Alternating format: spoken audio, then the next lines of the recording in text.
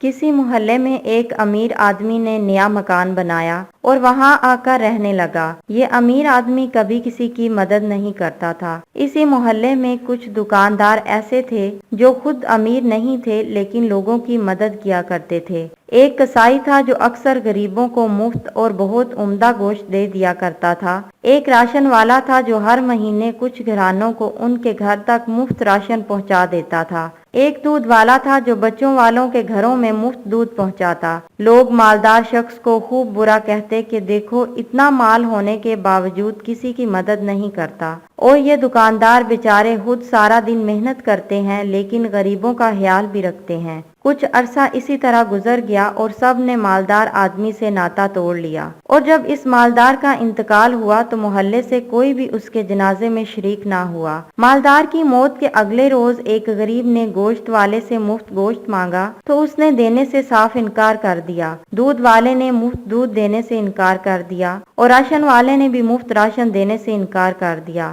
ان سب کا ایک ہی جواب تھا کہ اب تمہیں یہاں سے کچھ بھی مفت نہیں مل سکتا، کیونکہ وہ جو تمہارے پیسے ادا کیا کرتا تھا کل دنیا سے چلا گیا ہے۔ اس لیے کہتے ہیں کہ کسی کے بارے میں بھی خود سے فیصلہ نہ کرو، کیونکہ تم نہیں جانتے کہ کس کا باطن کتنا پاکیزہ ہے۔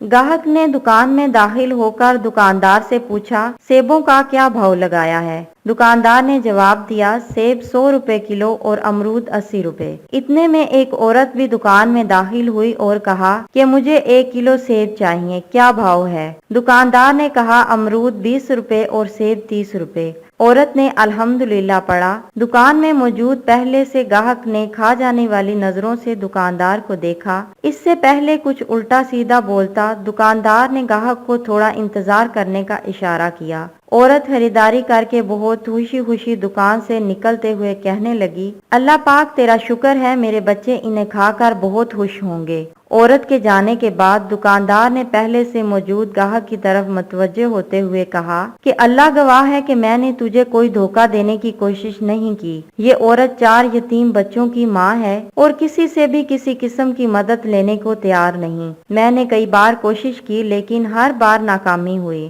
اب مجھے یہی طریقہ سوجا ہے کہ جب بھی یہ عورت آئے تو میں کم سے کم لگا کر اس کو چیز دوں۔ میں چاہتا ہوں کہ اس کا بھرم بھی قائم رہے اور اسے لگے کہ وہ کسی کی محتاج نہیں۔ میں یہ تجارت اللہ کے ساتھ کرتا ہوں اور اسی کی رضا و خوشنودی کا طالب ہوں۔ دکاندار کہنے لگا کہ یہ عورت ہفتے میں 1 بار آتی ہے اور اللہ گواہ ہے کہ جس دن یہ آ جائے اس دن میری سیل بڑھ جاتی ہے۔ شاید اللہ کے خزانوں میں سے مجھے وہ بھی مل جاتا ہے جس کا میں حقدار نہیں ہوں۔ گاہک کی آنکھوں میں آنسو آ گئے۔ اس نے آگے بڑھ کر دکاندار کے سر پر بوسہ دیتے ہوئے کہا کہ باخدا لوگوں کی ضرورتوں کو پورا کرنے میں جو لذت ملتی ہے اسے وہی جان سکتا ہے جس نے آزمایا ہو۔